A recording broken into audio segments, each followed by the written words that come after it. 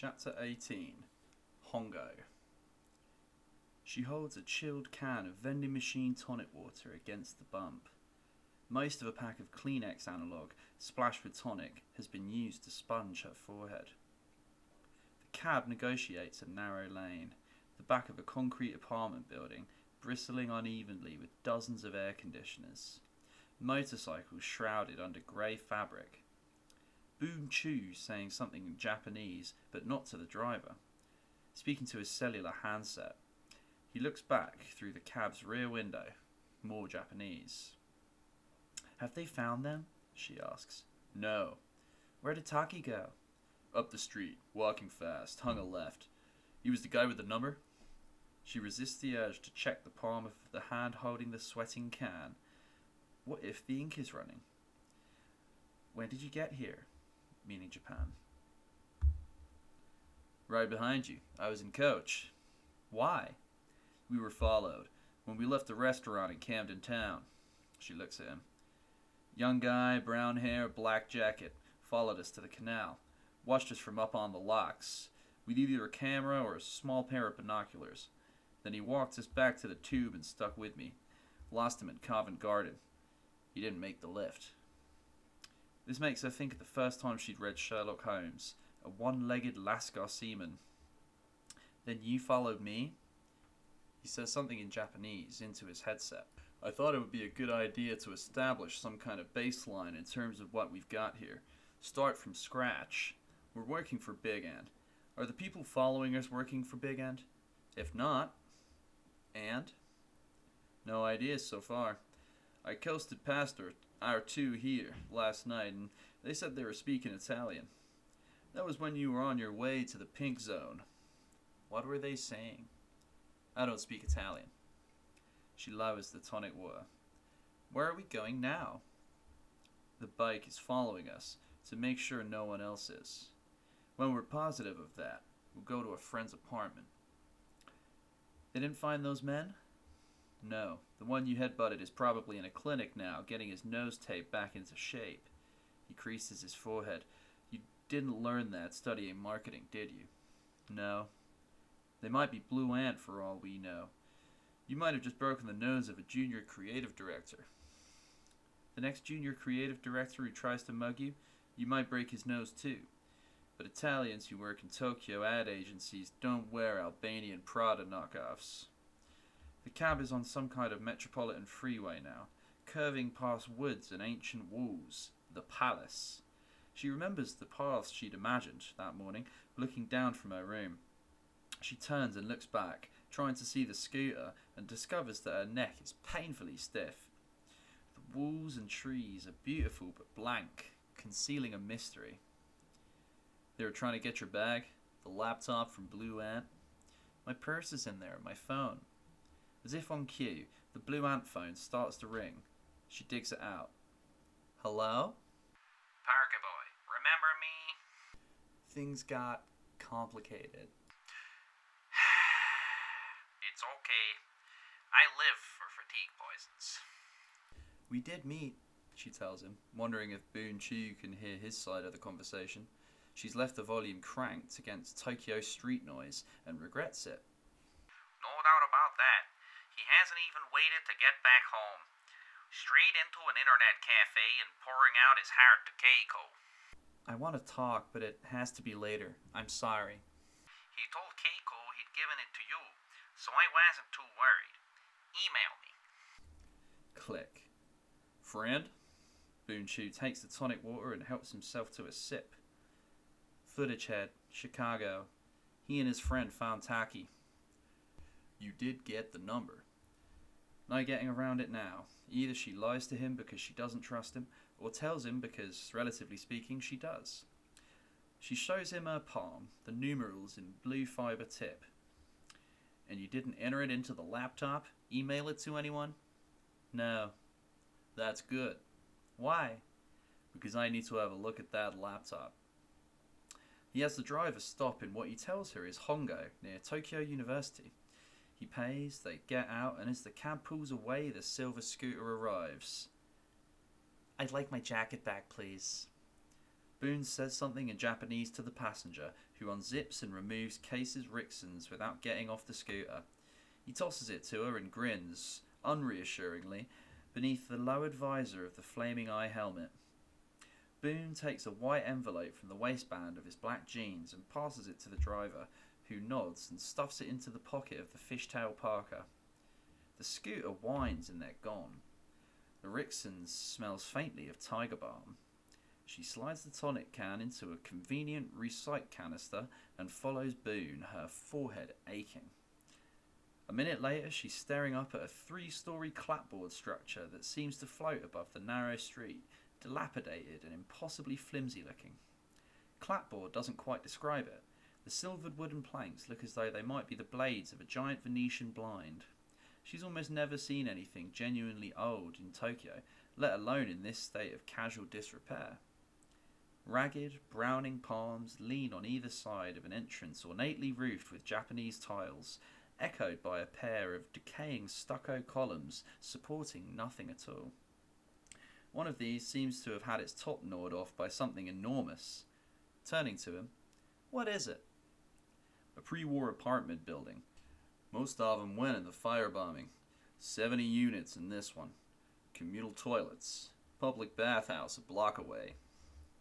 The balconies, she guesses, following him, are racks for airing bedding. They pass a dense, low shrubbery of bicycles, climb 3 broad concrete steps, and enter a tiny foyer floored with shiny turquoise vinyl. Cooking smells she can't identify. Up a poorly lit flight of bare wooden stairs and along a corridor so narrow that she has to walk behind him, a single fluorescent tube flickers somewhere ahead. He stops and she hears the rattle of keys. He opens a door, reaches for a light switch and steps aside. Case steps in and finds herself trying to remember Wynn's clever neurological explanation of déjà vu. Strange but somehow familiar, the lighting consists of a few clear glass bulbs with dim, faintly orange filaments. Reproduction Edison bulbs. Their light is inefficient, magical. Furniture low and somehow like the building itself, worn, strangely comforting, and still in use. He comes in behind her and closes the door, which is featureless and modern and white. She sees his little reddish-brown suitcase open on a low central table, his phone set out beside it, and the laptop screen up but dark. "Who lives here?" "Marissa, friend of mine. She designs fabrics. She's in Madrid now." He crosses to a crowded kitchen alcove and flicks on a much brighter, whiter sort of light.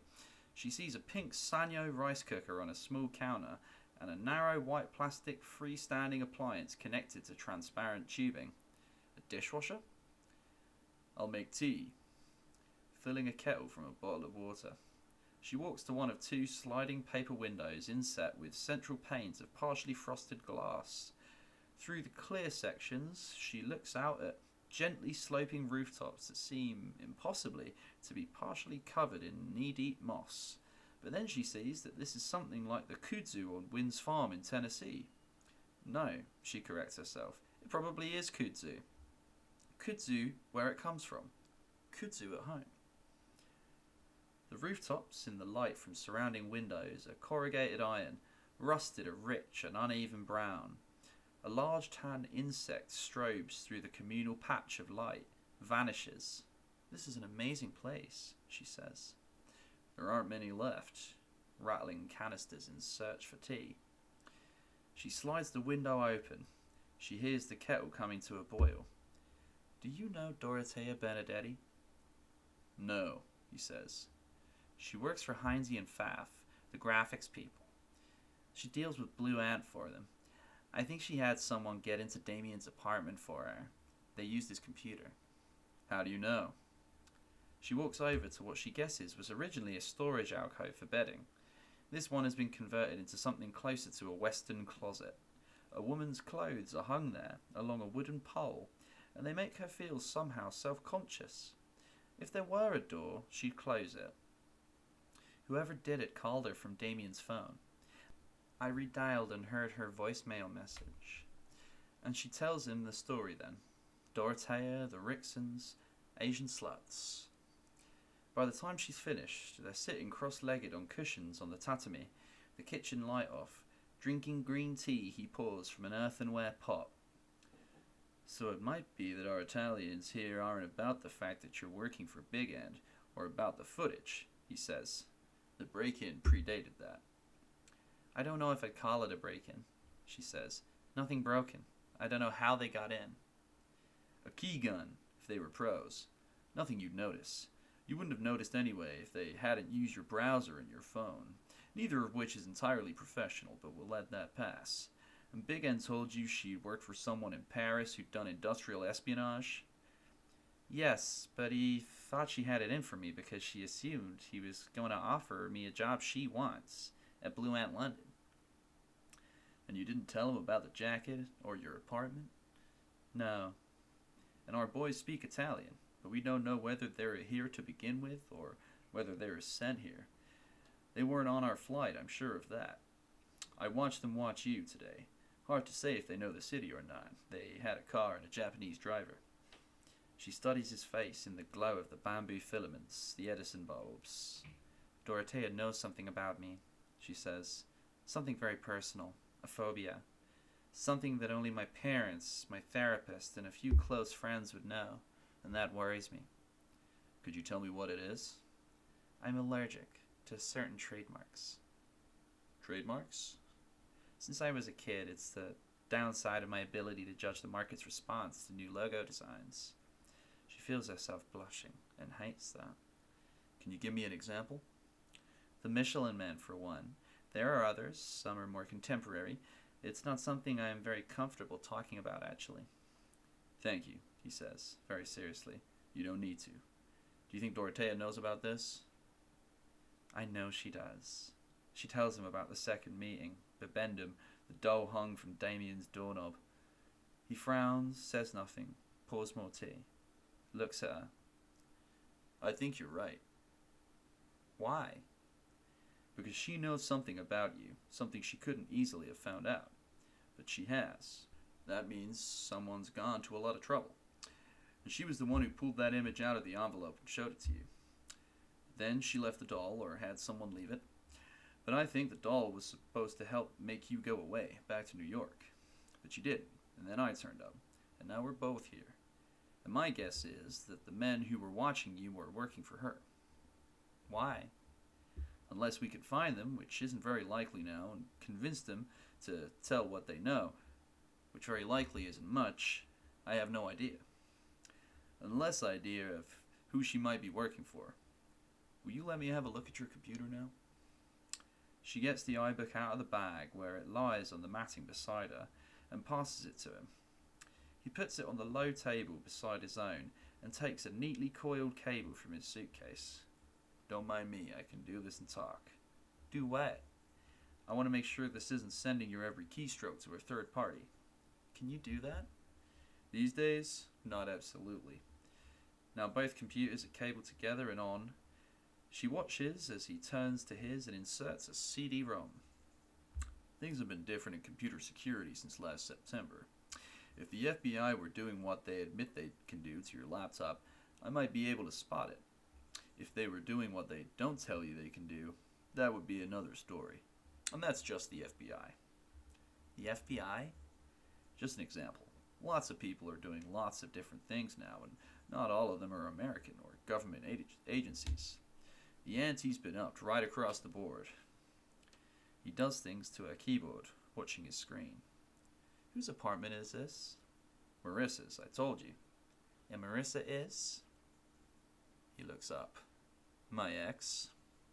She'd known that somehow and hadn't liked it, and doesn't like it that she doesn't like it. Just friends now, he says, and looks back to the screen. He raises her hand and opens it, palm out, exposing Taki's number. So, what can you do with this? He looks up, seems to brighten. Find the company that did the watermarking, if it was done by a company, then see what we can find out from them. If they've marked each segment, there should be an account.